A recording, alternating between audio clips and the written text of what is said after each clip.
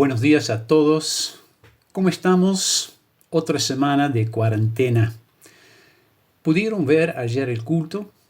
Qué lindo, ¿no? Para hoy el devocional quiero llevarles a un juez del Antiguo Testamento, Gedeón. Leemos unos versículos de Jueces capítulo 6, empezando con el versículo 12. Cuando el ángel del Señor se le apareció a Gedeón, le dijo: el Señor está contigo, guerrero valiente. Seguimos en 15.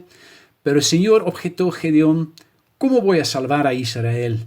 Mi clan es el más débil de la tribu de Manasés, y yo soy el más insignificante de mi familia. El Señor respondió: tú derrotarás a los madianitas como si fueran un solo hombre, porque yo estaré contigo. Y cuando Dios se presentó a Gedeón, este hombre estaba totalmente desanimado. Los madianitas le amargaban la vida al pueblo de Dios, saqueaban las tierras y se llevaron lo mejor de las cosechas. De hecho, Gedeón estaba escondiendo el trigo.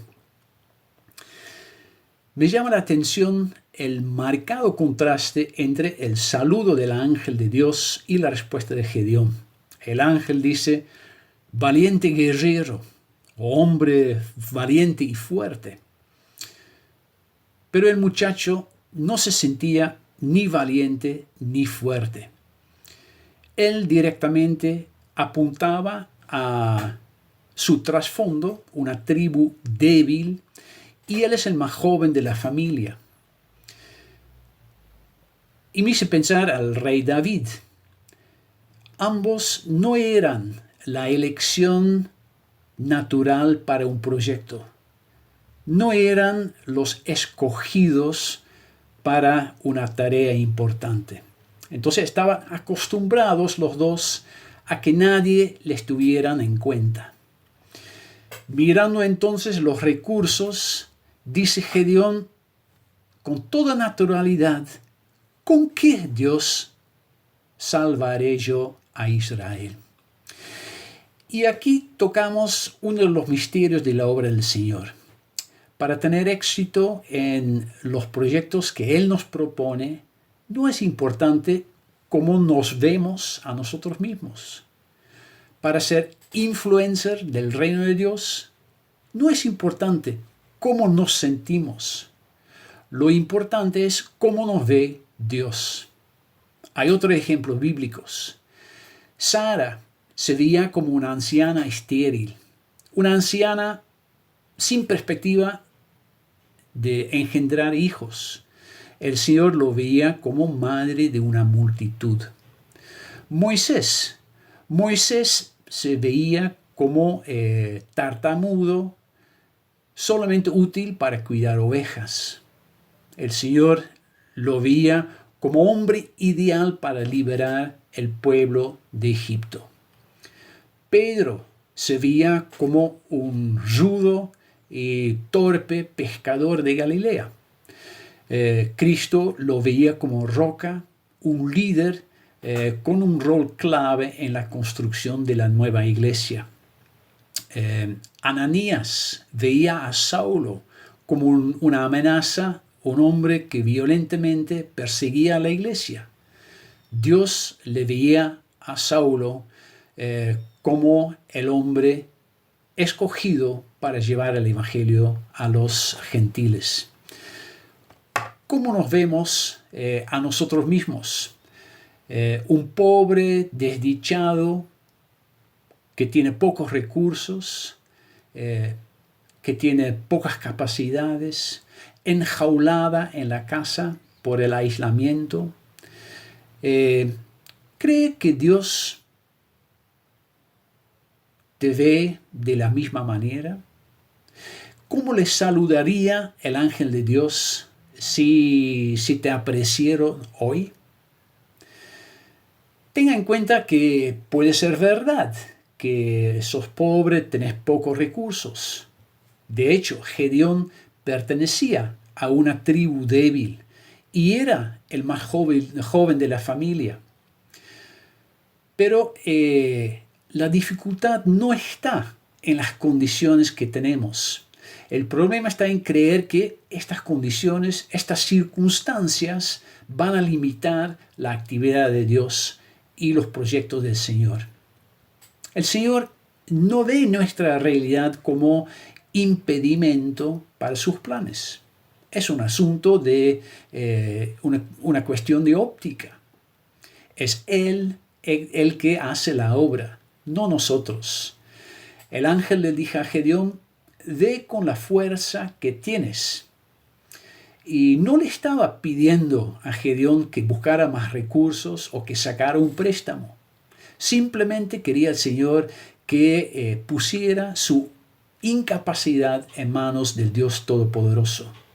Un siervo inútil en las manos de Dios puede ser una arma muy poderosa. Gedeón se sentía poca cosa frente a la tarea. Pero la respuesta del Señor, versículo 16, la última parte: yo estaré contigo. Una vez se ha detenido pensar en la cantidad de veces que el Señor dice en la Biblia: yo estoy contigo o estaré contigo. Y los pasajes bíblicos donde figura esa frase, todo tiene algo en común. Cada uno describe una situación que infunde temor en el protagonista. Por ejemplo, Jacob tenía miedo de volver a casa porque su hermano quería matarle. El Señor le visitó y le dijo: yo estaré contigo. Moisés, llamado a volver a Egipto, sintió temor porque sabía que Faraón iba a matarle. El Señor le dijo: yo estaré contigo. Josué se sintió atemorizado por la enorme tarea de guiar el pueblo en la conquista de la tierra prometida. A ver, también dice el Señor en Josué 1: el Señor tu Dios te acompañará donde quiere que vayas. Estaré contigo. El profeta Jeremías sentía que era inútil predicar la palabra de Dios porque todo el mundo estaba en su contra. ¿Qué dice el Señor? Pelearán contra ti, pero no te vencerán porque yo estoy contigo. Y hasta el valiente apóstol Pablo se sintió atemorizado por la oposición de los judíos en Atenas. Por medio de una visión de noche, el Señor le dijo a Pablo: no temas, sino habla y no calles, porque yo estoy contigo. Hechos 18, versículo 9. Vivimos en tiempos muy difíciles. La cuarentena ya extendida, nuestros ingresos familiares perjudicados, los chicos trepando las paredes, la incertidumbre, la confusión, el aburrimiento, la soledad. Y ya salen las chispas en las relaciones, y cuando salimos para hacer compras nos sentimos muy desprotegidos y vulnerables. Tiempo apropiados para vivir angustiados. Entonces, qué hermoso recordar una afirmación confiada de un salmista.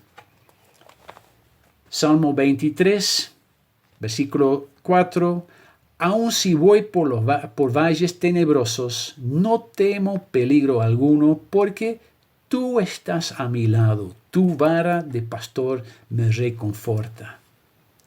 Yo estoy contigo. En tiempo de crisis tiene un valor inestimable para los que deseamos cultivar una vida de mayor dependencia de Dios.